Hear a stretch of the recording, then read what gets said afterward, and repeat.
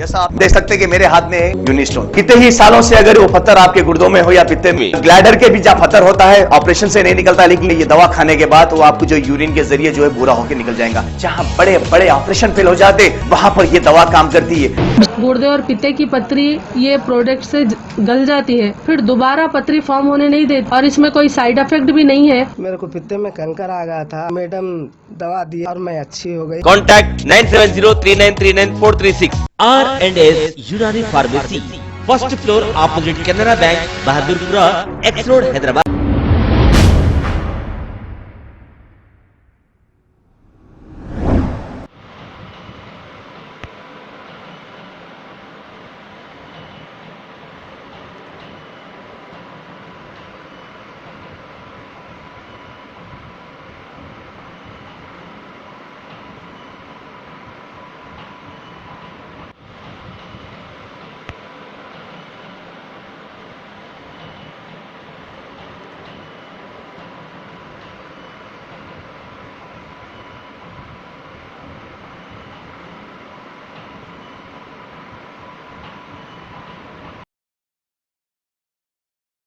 अगर हमारी न्यूज़ आपको पसंद आई है तो सबसे पहले शेयर कीजिए, लाइक कीजिए, फिर ख़ास तौर पे हमारी रिक्वेस्ट ये है कि सब्सक्राइब करना ना भूलें। 7H न्यूज़, आपकी आवाज़।